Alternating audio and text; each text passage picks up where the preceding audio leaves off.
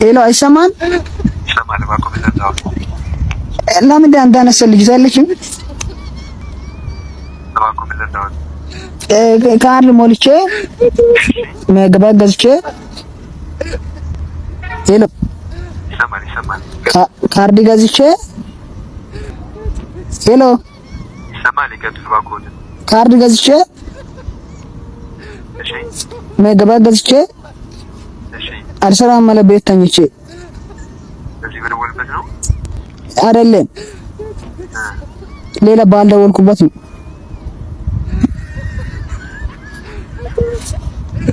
ጥያቄ ያለው ደመኛችን ለምንድን ነው አልሰራም ያለብኝ? የሚገብቱ መቼ ነው የገዙት?